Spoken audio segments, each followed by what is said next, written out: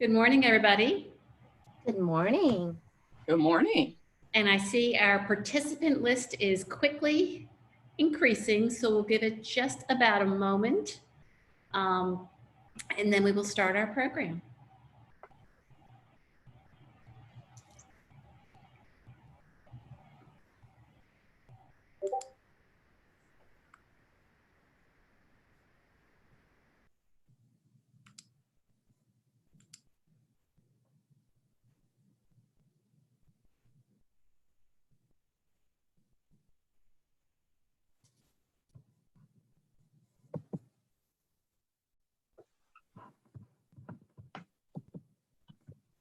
I feel like I'm driving a ship here with all my buttons.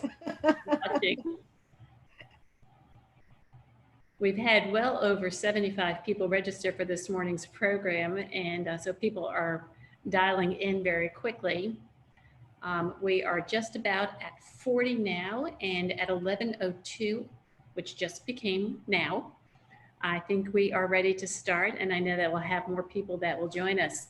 So to everybody on the screen, thank you so much for joining us, and for everybody who is dialing into our webinar, thank you also for being with us. My name is Gail Letts, and I am pleased to welcome you to Let's Talk, which is a series of webinars designed specifically for women to talk about topics such as business, finance, career, and health and wellness.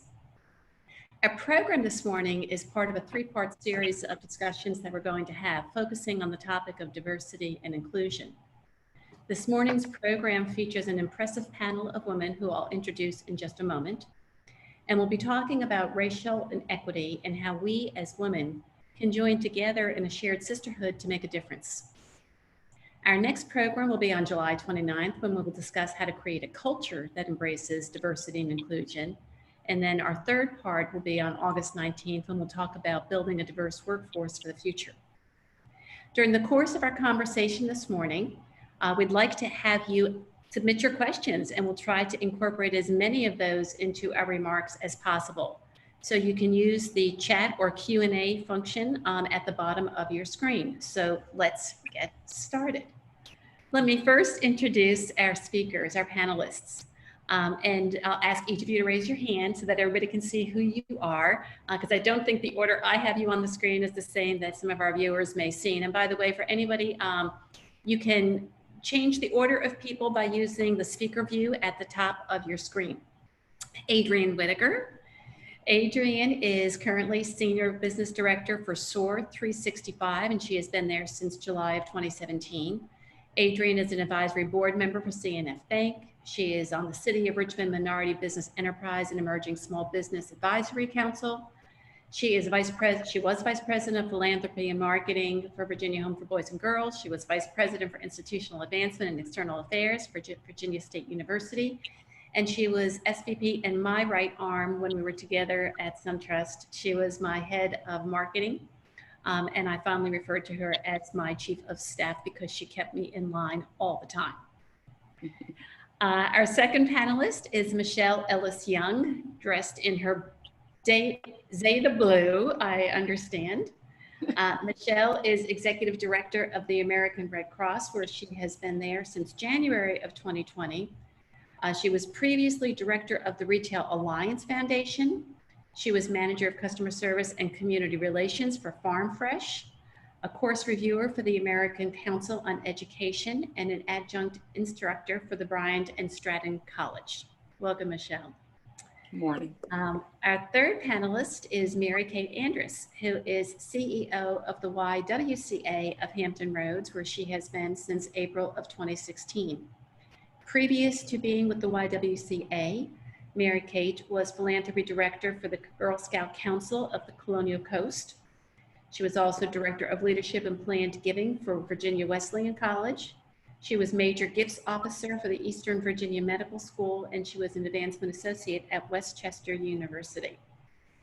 So let's get started with our topic, talking about racial inequities and how to have the dialogue as women. So I think what I want to start with is throwing a question to Adrienne and to Michelle. You two are very successful Black women. I would love for you to talk about your personal career journey, what challenges you've experienced as a Black woman, and how you overcame those challenges. So Michelle, why don't we start with you? All right. Thank you, Gail. And good morning, everyone. Again, I'm Michelle Ellis Young, and I guess I would say by all accounts, I am a blessed statistic, probably considered one who would not have or should not have really made it in the world as it relates to career progression and my pathing. I come from a broken home, but a home filled with love and support to believe that you could do and be anything that you wanted to be. And early in my journey, my family recognized that I had more in me than the world was giving to me. And so I transitioned from public education into private education. And they spent a lot of money and last monies to educate me. I had the privilege of attending an all-girls Catholic high school, which I would say for me was a foundational piece for who I am as a woman and as a woman of faith navigating the waters of corporate America. Progressed on and achieved several degrees. Most of my career was spent in higher education on the administrative and academic side, and some stints in corporate America for a publishing company and doing some process improvement work. But at the heart of who I am a learner. And I believe in continuous lifelong learning in whatever position that you're in. I progressed on and moved on to a grocery store. All this education, I ended up working at a grocery store, one of the best experiences in my life, honing HR skills and really just meeting people. And then moved on to a small foundation that's focused on entrepreneurial business, entrepreneurship. And then I'm at Red Cross, my heart and my passion. And as I migrated these waters of what we call corporate America, whether it be corporate or nonprofit, I have to say that I have been extremely blessed by my surroundings and individuals who were champions for my career path. I can think of people like Deb York, white woman. I can think of someone like Dr. Christine Burge, white woman, but I can think of a Pam Walker, Black woman. These are all women who undergirded my talent and the Mickey knives to be all that I could be professionally. But they were my buffers, I have to say, because beyond them, there were some individuals who I would say, if it had not been for those women, those sisters standing in the gap to ensure that I had equal access and a level playing field to display my talents, I probably would have struggled a lot worse than what I had to struggle. Now, my journey is not one full of blatant racism, but there were those aggressions and microaggressions that clearly were a part of the journey. And you learn to navigate those waters by surrounding yourself with a true support system of individuals who have your best interests at heart. And you quickly learn who those individuals are. And if they're not for you, you quickly learn how to place them in another pile or another bucket and work around them. One thing about being a Black woman in America is you figure it out, and you figure it out very quickly. Who's for you and who's against you. Because the rules were already written that you're going to have to work twice as hard as anyone else to prove that you're just as good. And so I recognize that I come with a lot of stuff to the table.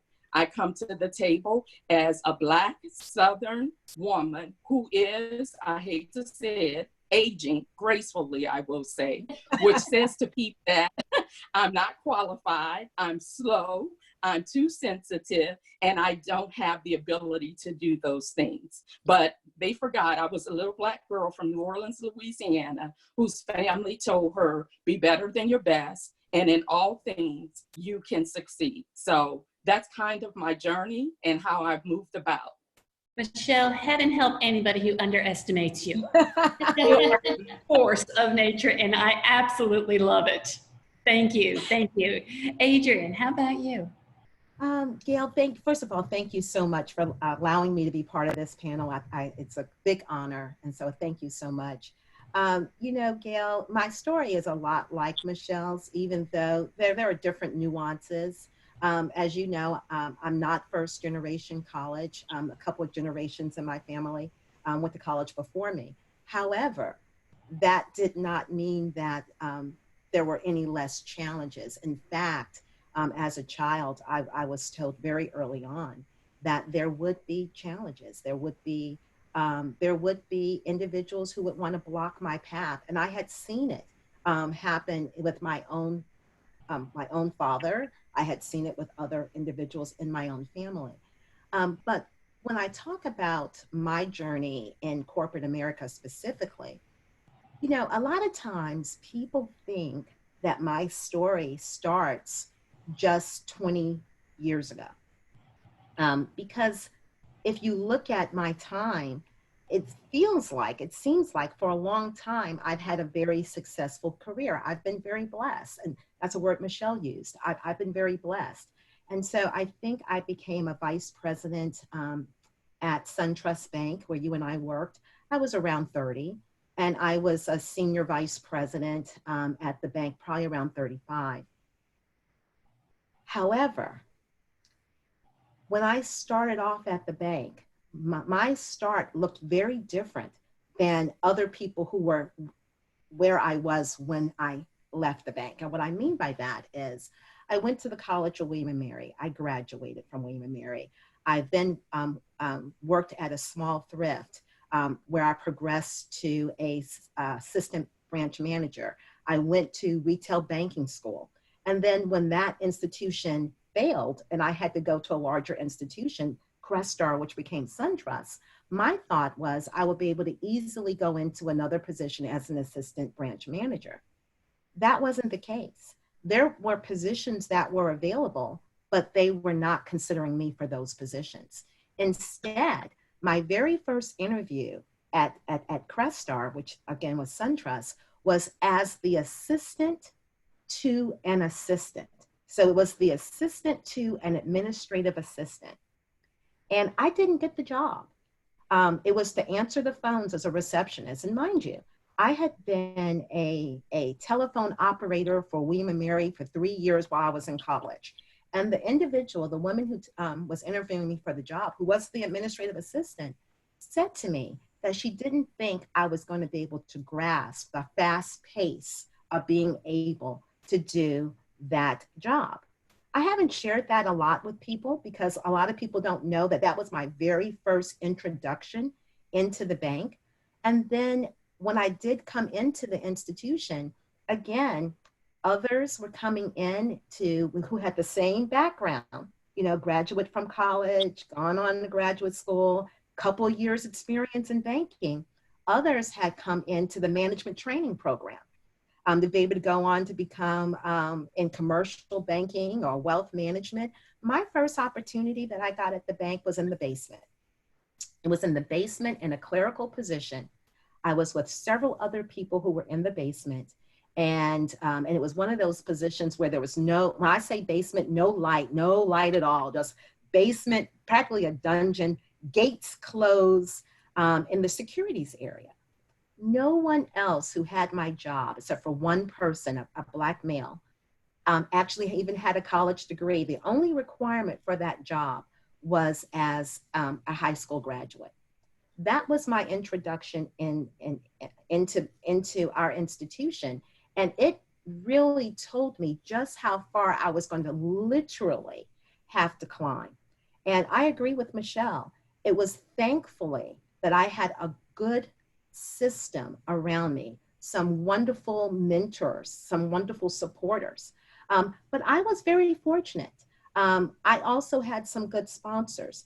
I knew it was going to be my responsibility to find the allies. It was going to be my responsibility to let them get to know me. It was going to be my responsibility to let them know what I brought to the table, because no one else was going to be as invested in my success as I was. So I was fortunate. I actually did have some white males. Derek Ragland, John Garrity. I had some great white males that were my sponsors, C.T. Hill, Dale Kennedy. But I had to bring forth the effort of making sure that they noticed me. It wasn't going to be the other way around. And I had some wonderful, wonderful sister friends who were pushing me, who led the way. When I first got to the bank, there was no one who was a vice president. We had one person who was an officer, who was African-American female. So I had some sister friends who were pushing me. As they took a step, they pulled me ahead. And then I had people like you, Gail, who were great friends, who were in rooms that I wasn't in yet and could help me to navigate to get into those rooms. And so it really took a whole system, but at the core of it, it was going to have to be myself that was going to be willing to do the work and make sure that people noticed the work that I was doing. Thank you, Adrienne. You know, it's interesting. When you were talking about one of your first jobs was in the basement. I don't know if anybody has seen the movie. I think it's called I Feel So Pretty with Amy Schumer. And she was working for a cosmetic company. And because she did not look the part of this beautiful face, they put her in the basement. And she decided she didn't want to be in the basement anymore and took those assertive steps to say, don't put me where you think I need to be. You're not seeing my potential. So I think it's a lot of what you've talked about. Thank you both, Michelle and Adrienne, for sharing that. Mary Kate, as the CEO of the YWCA is doing some fabulous work, has always done fabulous work, but has launched a program called the 21-Day Challenge. And it's the 21-Day Challenge on racial inequity, taking a look and exploring issues. I signed up for it. I am learning something new every single day, and I'm shocked that some of the information that's being shared, I had no clue. So I want to say to the YWCA, thank you so much for doing that. If you could just briefly talk about that program and the work that the YWCA is doing focused on women empowerment and racial injustice. Sure. Gail, thanks for inviting me to be part of this esteemed panel with these lovely women. We've really built a nice friendship, and it's been really great conversation. Yeah, the YWCA of Southampton Roads has been around for more than 160 years, and our mission is to eliminate racism and empower women. And while we're doing the empowering women side, we've always been struggling with how to eliminate racism.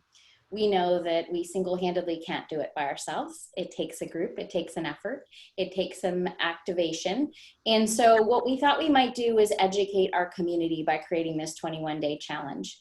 It was initially created by the YWCA of Cleveland and has been shared, the content has been shared with us.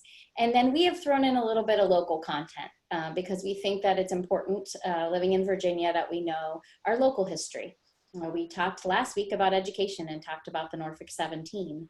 This week we're talking about criminal justice reform, and we're talking about incarceration in Virginia. We're one of the top states with the highest numbers of incarceration, and specifically young African-American men.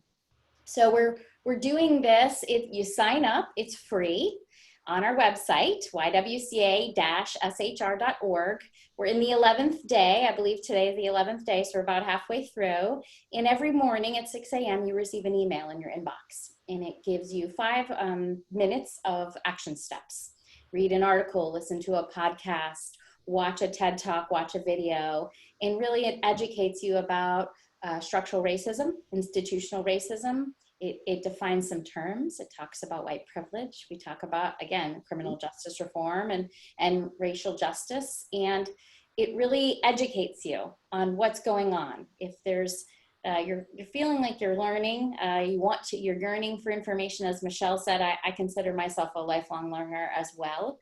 And so if you're looking to learn about what is racism, how do you identify it? What is unconscious bias? How do you identify it? This is the perfect way. And it comes right to you. So you don't even have to do anything. Just open your email. Well, and what I love about it is it gives you 3 options. So if you're on the 5-minute time frame, you're great. If you're on the 10-minute time frame, you're great. Like I said, when I saw 21 days, I will be honest, I kind of sat back and thought, there's no way I'm going to be able to make any commitment to do anything for 21 days, although I know 21 days makes a habit. But with all that said, the first day that I did it, it was, wow, this is really easy. And not only is it easy, but I am learning things that I did not know before. One of the things that I'm just going to very quickly point out, and I circulated this TED Talk to an awful lot of people because I found it just shocking, just shocking. It was a TED Talk called Why Black Girls Are Targeted for Punishment at School, and it's by a woman named Monique Morris. And just a couple takeaways that came from that I wrote down. She talked about Black girls are the only population overrepresented all along the way in any form of punishment. Black girls are 7 times more likely to be suspended. Black girls are 3 times more likely to go to juvenile court.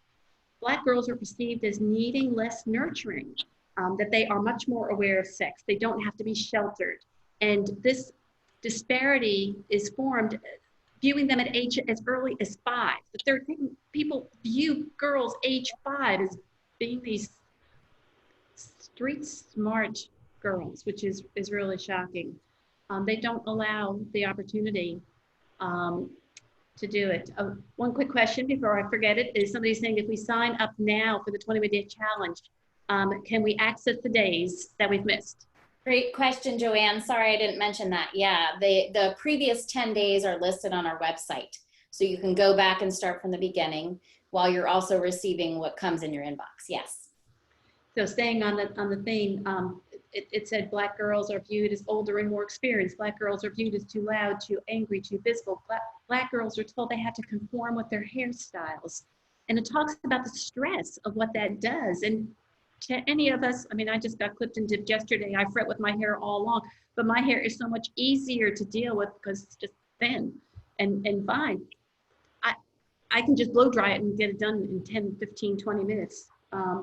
You know, Black girls need to be embraced by the education system. I loved the comment on that, which is education should be freedom work, that we should stop adding police officers into schools and add more counselors, that we need to integrate arts and sports into the curriculum, and we need to ensure that every single Black girl has somebody they can trust to go to talk. There's a lot of things that are weighing on their mind, and they need to be able to express. So again, Mary Kate, thank you to the entire YWCA for doing that. It has been fabulous, and I continue to learn. So Mary Kate, you had mentioned definitions. And one of the books that has become so popular is a book by Robin DiAngelo called White Fragility. The other day, this esteemed group, we had a conversation about the book, and I will say it's not for everybody. There are things in it that you'll like, there are things in it that you won't like. But one of the things that I found most valuable was it put some definitions around terms that maybe I've heard but never really thought about. As an example, talked about discrimination is action. Let's start with prejudice. Prejudice, all humans have bias, and everybody will say that. So it's recognizing the prejudice and dealing with it. Discrimination is action based on prejudice. Racism, in this definition, I really thought it was enlightening. Racism is when a racial group's collective prejudice is backed by legal authority and institutional control. And then it also talked about white privilege, which when I will tell you, I had not heard that term a lot. And when I heard it, my first reaction was to push back because I did not come from privilege. And I took a completely different tone to it. So Michelle, white privilege, what does that mean to you? And I'd like to ask all 3 of you, and then I've got 2 really juicy questions I'm going to ask you guys. So Michelle, white privilege, what does that mean to you? You know, when I think about white privilege, and first let me just say I sometimes struggle with that term myself because of the term privilege, you know, and that personally for me, when I think of privilege in an affirmative way, you know, as a good thing. It's a privilege to serve. It's a privilege to be at a certain place and in certain things. And so the term itself, I struggle with a little bit. But when I think about it in the context of what we're all talking about, you know, it's that unseen, unconscious advantage of white people that's legacy, and in all honesty, it's fundamentally, I believe, a root cause, and it exists. And I happen to be reading an article some time ago. I think the gentleman's name was Corey Collins, and he talked about this a term of white privilege and used it from the framework of power, and power in three instances. He talked about it's the power of normal. You know, it's the things that white people don't think about or have to think about simply because it's there and it exists. We saw a couple of weeks ago that Band-Aid finally, after all of its years of history of making boo-boos feel better, came out with a flesh tone Band-Aid that mirrored the skin of people of color. Something white people don't have to think about is a simple Band-Aid that matches their skin. That's a power of normal. And then he talks about the power of the benefit of the doubt. By virtue of who you are from your skin color, you don't have to worry about the things that a person of color has to worry about. You don't have to worry about going into the store and typically being followed down an aisle just because your presence looks different. You don't have to worry about your hair care products being in a designated portion of a store, simply labeled not under hair care where normal people would go. It's labeled under ethnic care or ethnic hair care. So those are the types of things. Then lastly, he talks about this thing called the power of accumulated power, and uses this example, which I found fascinating, in that he talks about the whiteness water cycle. And he talks about, in essence, when it rains all over the place, but there are certain portions that are going to get more water than other portions of the land, depending on the water flow and the water cycle. And he equates that to white privilege. There are certain sectors of people who get access to that accumulated power that other people of color will never have, or I should not say never because I have faith, that people of color don't have that same access to. And so we talk about the accumulated the power of accumulated power, we're talking really about the have and the have not. So when I think about white privilege, that's really what it boils down to. It doesn't mean that you didn't have a burden. It doesn't mean that you got it the easy way. It simply means by virtue of your DNA, you have certain access to things that I don't have access to, that now place me in a perceived lower standard than it does you. And my playing field is not the same. It's great to give me a ball to throw, but if you put glue on the ball and I can't get it out of my hand, that's white privilege. Thank you, Michelle. And somebody just asked if we would give the name of the author again, who wrote the book. The name of the author. It's an article. It's a higher ed article. So look up Corey, C-O-R-E-Y, Collins. And I get that, and we can add it on, but it's Corey Collins. All right. And the book, White Fragility, is written by Robin DiAngelo, so that everybody knows that. Adrienne, Mary Kate, it was interesting as Michelle, again, was talking all about it. When I was reading the book, White Fragility, you know, I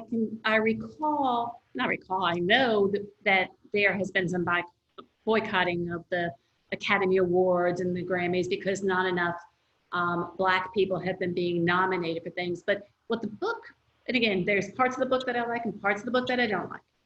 But what it really made me stop and think about was all the representations and the stereotyping that takes place. When you turn on TV You know, most often, if there is a Black person on a segment, they are going to be associated with certain traits, very stereotyped traits. Um, and you, and in books, you know, when you think about what's being taught in our schools, there's very little discussion about um, Black contributors to our history and people who have made a real difference. Um, so again, it's a very thought-provoking book. And again, some parts of it I like and some parts I don't. Adrienne and Mary Kate, what would you like to add? You know, I think that Michelle gave an excellent definition of white privilege. And I could not add anything onto that, but I do want to personalize it for a moment. Because for me personally, when it comes to white privilege, it is not having to justify your being. Because as an African American woman, I have to justify just to be. I have to justify why I am in a certain place. I have to justify why I live in a certain place. I have to justify and I have to credentialize. That's a word that we used to use a lot, Gail, about making sure that you credentialize yourself when you get ready to go out and sell. I actually have to credentialize just to give my opinion in the workplace. So I have to set up the situation to give a reason for being before I even give my opinion so that people can understand that my opinion is coming from a place of knowledge. And that goes back to that not having the benefit of the doubt. It's not just not having the benefit of the doubt in a situation where there is a right or there's a wrong. There's not being given the benefit of the doubt that you have a rational opinion to give that doesn't need to be justified by first explaining how did you come about the opinion? Where did you learn it? To be able to go back and have to restate over and over again past experiences. To be able to just go through life and be is something that if you are not a person of color, you don't understand what that's like. And think about it. This is something that is instilled in Black people and people of color from very early on. So imagine if you have to instill how to get through life. It's almost a trauma that comes with that. But we've got to move beyond that place of trauma because we got to live in this society. And for me, white privilege is that personalized. And then from the right and wrong, never as a Black woman will I ever be able to weaponize my race. But we see as Black people, as people of color, that even in situations involving the police, that the whiteness of the person that is doing the accusation becomes a weapon. And that's something that's very personal, takes it to a different place than just the definition of what it is. Thank you. Thank you. Mary Kate, I'm going to throw a different question at you. But if you want to answer more on white privilege, please feel free to do so. While women are now equally represented by number in the workplace, they lag in nearly every measure typically associated with success, such as the number of political leaders, pay equity, representation in professional positions, executive level leadership, C-suite positions, corporate and nonprofit boards. But for all of those where women are underrepresented, Black women are even worse in those numbers of representation.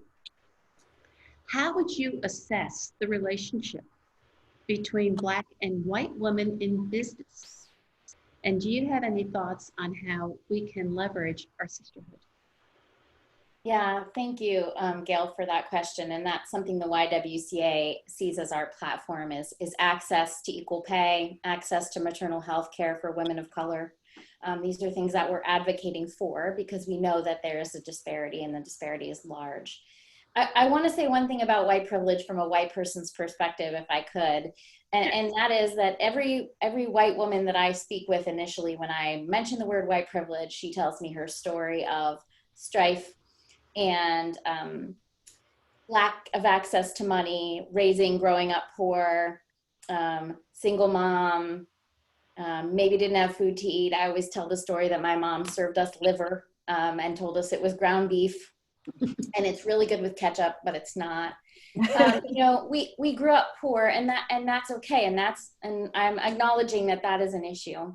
But to Adrian's point, we grew up poor still as a white woman. It's not about the privilege of what we have materially. It's the white privilege of our DNA, right? And how we show up in the room. To Adrian's point, Michelle's point, I could walk into a store and nobody follows me down the aisle. Nobody asks me for my receipt when I leave. And that's because of the color of my skin. So the white privilege I have is very much unseen to the white woman. And so I urge everyone to read Peggy McIntosh's article about unpacking the invisible knapsack, which also talks about white privilege. Old article, but a great read. Really defines more about what white privilege is. I think disparity-wise, you know, we as white women, it is our job to bring our sisters of color along with us. It is our job to introduce them around town.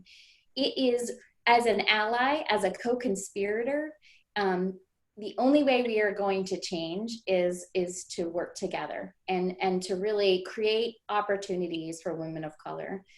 I was on a call yesterday where we were talking about, you know, looking in deep into the staff, look in the basement and see who's working in the basement, Adrian, right? And see what potential they have and bring them up, because we often are worried very much about ourselves. But as women, right, we all know the struggle is real as a woman, but as a Black woman, the struggle is super real. And it's our responsibility as white women to bring our sisters of color along with us to the boardroom, to the table, to the discussion. Help them not have to always validate what they say. Help them not always have to prove that they know what they're talking about, but encourage them and enforce them and create that system of support. Because I think together, white women and Black women will be an amazing force to be reckoned with. And I think, should we do it, then obviously, and I know we're going to talk about this, the next cohort we need to work on are our white men, our white husbands and our white men and the white men in the boardroom. We need to teach them as well. But if we as white women and women of color can band together, I think we can get a lot done. So just thank you so much, Mary Kate. And there was from Olga Gonzalez-Nichols, she said to all panelists, white privilege has to do with the unearned value assigned to the color of white people. And again, like as Mary Kate said, whenever she's used the term or the term has come up, other white women cringe right away because, and yes, you know, it's interesting because I have made such a conscious effort now that I understand it of not going on with my story and making it about me and why I'm not privileged, because it's completely a different conversation. And it has been really eye-opening to me. Our sisterhood, our shared sisterhood, Adrian and Michelle. You know, Gail, when you say those numbers about the disparity, it's something that that we can't dispute. Quite frankly, when it comes to women of color, when we look at the number of CEOs that we have of Fortune 500 companies, I think we have almost 40 women now who are CEOs of Fortune 500 companies. We don't have one single woman of color who's a CEO of a Fortune 100 company. But if we go beyond that and we look at being in C-suite type of roles, we have less than 1% of individuals who are women, who are Black women, who are even in C-suite roles. So I really do applaud really what Mary Kate is saying, because as I look over my career, just personalizing it again, um, it has been, thankfully, because of a shared sisterhood that I was able to get some of the opportunities that I had. I did have, I did have white women. I had Gail Letts, I had Phyllis Geyser, who gave me some wonderful opportunities. Quite frankly, actually, Gail, I think you inherited me. I was already in my role when you came I in as did inherit CEO. you. But what was really critical about that relationship was that we made it a relationship. We made it a partnership. We were invested in each other's success. I felt invested in you doing well as CEO of our region. And I felt as though you were invested in me in doing well in my role. And I felt as though you gave me increasing opportunities to shine. And so I think that that's something that we need to remember, is that it's not necessarily that we're looking for white women to give Black women a break. We're looking at opportunities where we can uplift and support each other. That's where relationship comes in. And so we're looking for Black women and white women to take the time to engage in forming bonds of sisterhood, bonds of relationship that uplifts us all. Thank you, Adrienne. You're almost making me cry. You know, it's interesting as I'm watching the comments come through the chat room. We've got so many people that are basically saying thank you. Kate Meekin, who is my Chief Operating Officer, she's going to send out a list of all resources to the attendees following this. So we will get that to everybody as well. Michelle, anything that you would like to add to that? No, just going back to a simple baseline, you know, what's the common denominator? And when I think about leveraging our sisterhood, I think about leveraging our commonality so that we can know who we are collectively, so that when the day comes, when the time comes, that there is a disagreement, that we do have a varied opinion about something, that we can learn to respectfully accept those differences in order to move forward with the business of the day. And, you know, Adrienne mentioned a key word for me, and it's all about relationship. You know, it's very difficult to engage with individuals in a personal and meaningful way if you don't have a relationship with them.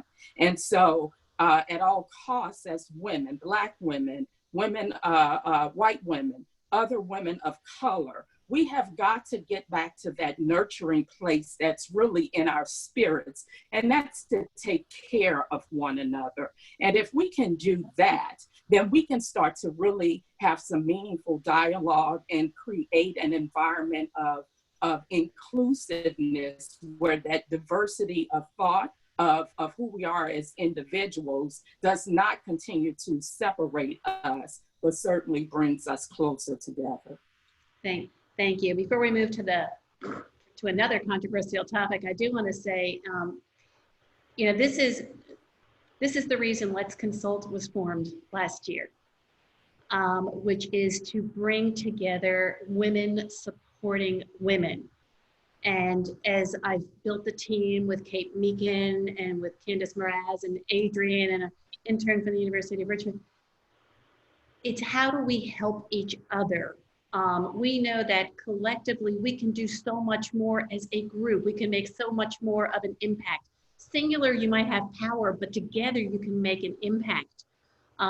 When we launch our new revised website next month, we will be building our database of connections, and the intent there will be to take, when a business tells me that they can't find a qualified woman, and particularly a woman of color, I've got a database of women I'm going to connect them to, because I'm not taking that as an excuse anymore. So please watch for the release of the new website and sign up, because that's what we're trying to build. We're trying to build this network of women supporting women from the 757 to the Richmond, to the Northern Virginia, to the DC, to the Baltimore market. so that we can do better and we can start increasing the population in business. But we all have to work together in order to do it. So now that I'll calm down on that, one more question as I watch the time very carefully, because this one could take the next 15 minutes. So I got so excited I lost my notes on this. So Mary Kate, you mentioned that we were going to have the conversation about bringing men to the table. So I have heard so many people, men and women, state that strategies to increase the number of women, white and women of color, if we have strategies to increase the number of women in leadership roles, people contend that is going to threaten the model of men in power. I would love reaction to that comment, because I have had women get in my face. Men have done it privately, I am sure, but women have gotten in my face who have said, what are you trying to do? You know, you're trying to change the balance of power. And yeah. We should. Sorry. Who wants to go first?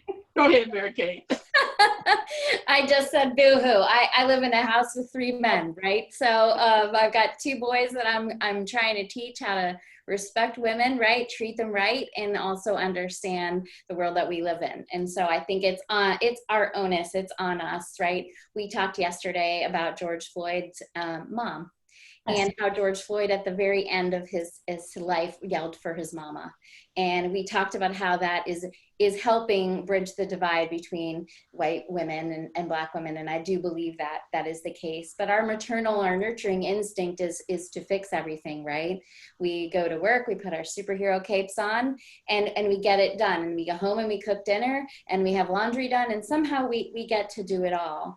And so I think that we need to break that cycle of doing it all. We need to bring the men that we love in our lives, in our community, whether they're men of color or white men, and bring them in and have this conversation and sit down with them and help them understand why it's important. Why is it important to have a woman in the boardroom? Why is it important to have a female CEO? What does she bring to the table? What are the qualities that a woman brings as a leader? There are many articles about women as leaders and their compassion and their ability to lead. I mean, like I said, we lead every morning from the time we put our feet on the floor to the time we lay our head on the pillow. And so there are aspects of the leadership of a woman that I think men could use to their advantage and companies could use to their advantage. So I think it's our job to listen to what the men have to say, and then to work to educate them, and then to have them activate, because if we have men in our corner, I think that we can affect more change. You know, it's interesting. So as I've been talking to an awful lot of men, what they're most intrigued by are the statistics on what diversity does to profitability. Yeah. And diversity to profitability is an exponential improvement. So if we have more women in leadership, if we have women and people of color, because when you get those diverse opinions, and first of all, we have to recognize that the world is changing rapidly. I think it's by 2042, whites will no longer be the majority in this country. You know, so we have got to wake up and understand that we are serving a different population that looks differently, and we have an obligation to support it and to understand it.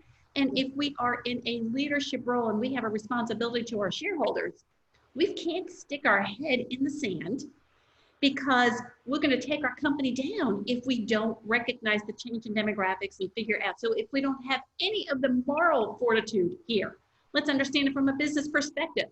You know, we see that turnover is greatly reduced when a workforce believes that its leadership is committed to diversity and inclusivity. We see that people feel more free to be creative and innovative when they believe their workforce is diverse and inclusive. So not only is there a moral and ethical reason to do this and to embrace it, but there's a real good business reason as well. So if people can't feel it on the emotion side, they darn well better feel it on the wallet side. Adrienne? Well, Gail, you know, this is a bit of my passion, as you know. one thing I do know for sure, that the majority is not white males, because white males only make up 31% of the population in America. So that's one thing I do know. You know, the vast majority is the rest of us. But when it comes to making those important decisions, when it comes to a company, you hit on it, Gail, when you said that it is the engagement of all of your workforce that is going to drive the revenue. We saw that in the work that we did for 8 years around diversity and inclusion and equity. We saw that as soon as we took our eye off of just looking at the numbers from an HR perspective, but began to integrate diversity and inclusion and equity into all of our lines of business, we saw that we were increasing our market share. We were increasing our market share because our employees were better engaged, and we were going after markets that were closed to us because of perception. We saw that with consumers, we saw that with businesses, and we also saw that when we tried to do business with localities and with the state that wanted to do business with organizations that were inclusive. And so we already know that from a business sense, it makes sense. So from a business sense, it makes sense, CENTS, to earn more sense, money, by doing diversity and inclusion. But there is a real fear when it comes to white men. And so we have to acknowledge and realize that there is concern. And the concern is not going to go away unless we address it. We've seen this before. We have 100 years of intentionally holding people back out of fear that opportunity would not be there for white men. That was the whole purpose of all the Jim Crow laws. It was to make sure that African Americans did not take opportunity that would otherwise be for white people, but specifically for white men. That was a very intentional action, and we have to be just as intentional with our educating, with our bringing things forward, and in our calling it out when we see it, as we have seen the intentionality of 100 years of oppression. It's not going to go away easily. We're going to have to band together, but we're going to have to be intentional, and we're going to have to set goals and objectives that are measurable in order to see that we're making progress. You know, Adrienne, what you just said again, the book by Virgilia did talk a little bit about the difference, and there's been numerous articles about being a non-racist and being an anti-racist. And what you're saying is we need to become anti-racist. And Absolutely. You've got to call it out. So Yeah. now, you've been quiet up there in that corner. At least that's how you're seeing on my screen. What would you like well, to I don't want to monopolize, but I'm recognizing that the other speakers are there too. So you know me, I'll talk about what? Talk about. When you read the question and you talked about that white men are feeling threatened, and I laughingly said they should. In all honesty, they should be. And there comes a time when disruption becomes progress, and I think we're starting to experience what that progress really look like, because people are uncomfortable. And let me just say this: the reality is that there is people are uncomfortable on both sides when we talk about the workplace and coming into the workplace and talking about social unrest, racism, racial justice. You got white people who are afraid to have the conversation on one hand because they don't want to say the wrong thing, they don't want to hurt someone's feelings, whatever that is, or in some cases they don't want to really tell you what they really think about you. Okay, let's be real. On the other hand, you got Black people who don't want to have the conversation because we've been told you don't talk about certain things in the workplace. You don't talk religion, you don't talk politics, and you certainly don't talk your money to other people in the workplace. And so we all have a fear of something. But when I think about the threat for me And the threat for any woman should be this. I am a big believer in people being able to show up to work whole. And if I, as a Black woman, cannot show up to my place of employment entirety, whatever that is that makes me who I am, then that should be a problem for the men that I interact with. Because when you cannot allow a woman or a person of color to have the meaningful conversations, to show up in her wholeness, it conveys to that person that you are not very concerned about who I am as a person, right? It says to me that you lack empathy for who I am as a person and what I bring to the table. Now, I'm not talking about people coming to work and spilling out their problems and all of that, because there's a fine line with that. And always remember the line, no matter how thin it is, it still exists. But when you don't allow me to show up in my wholeness, then you rob the very presence of who I am as a person to be authentic in all ways. And you also rob the business of its ability to forge forward in a diverse, equitable, inclusive, and creating a sense of belongingness, because I'm withholding who I am as a person.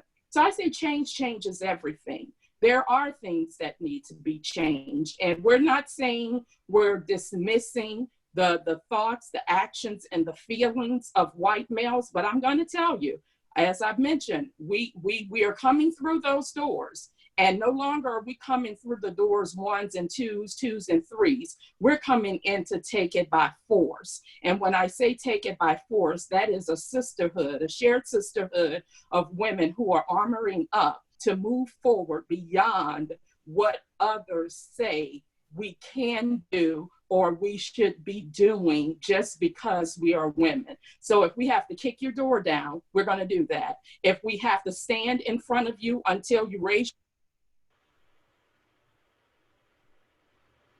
have the conversation, we're going to do that, because it's time that we are able to have that voice in all places and spaces. Thank you, Michelle. Gail, I just wanted to say one thing that Michelle said, because it just really resonated with me when she said, coming to the table in our wholeness. We've all heard the saying that you're only as strong as your weakest link. So if we are in systems that allow us to have weak links and allow us to actually institutionalize having weak links, then we've got broken systems, broken organizations, broken companies. That's why it's so important to be able to come to the table in our wholeness for the fulfillment and the whole of the entire organization. So, this is, I knew we would have trouble keeping this within the 1 hour. We are 2 minutes before the end. A couple things that come to mind is, I've had, as I've told people about Let's Consult, and I've seen the look on some people's faces, what I've had to explain to people is that this is not an anti-male or a man-bashing approach. It is about lifting women up. And there's a big difference. I love men, okay? My greatest supporters have been men in business. And I appreciate every single one. But we don't have to put somebody down in order to lift us up. Now, can there be a little bit of discomfort along the way? Absolutely. Should we be asking more questions and having more dialogue? Absolutely. For anybody who's ever worked for me, you know that I have said so many times, if ever you become too comfortable, you are not growing. So continue to feel uncomfortable on occasion and challenge and find people that you can go to and ask that question.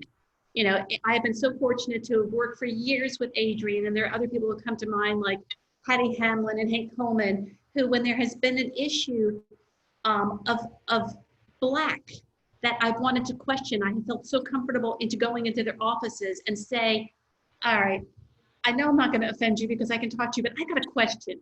Help me with this. We need more of that conversation. So we do have it. It is now 12 o'clock. Our participants have hung in there with every single one of us. One-liners from each of you before I wrap it up. Mary Kate? One liner. I think the shared sisterhood is the way to start the conversation and to continue to see change. I love it. Adrienne? Yeah, I'm going to go back to the relationship, Gail, because I think that we just need to have more investment in building relationships with each other. Then we can have tougher conversations that allow us to forgive each other when we make mistakes in those conversations. Thank you. Michelle? It's interesting. I brought this eraser that allows us to have opportunity to erase the big mistakes. Recognize when we're dealing with people, we're going to make those mistakes, but if we're connected together, we can get past that to start. Well, to Michelle, to Mary Kate, to Adrienne, thank you so much for joining us. I knew this was going to be a lively conversation, and I love seeing all the comments from people in the chat room. I just want to remind everybody that our next webinar will be on July 29th and then August 19th. I hope that you'll be able to join us. So I will end it by saying, until we speak again, please be safe, please stay positive, and please make a difference. Thank you, everybody. Thanks a lot. Bye. Thank you all.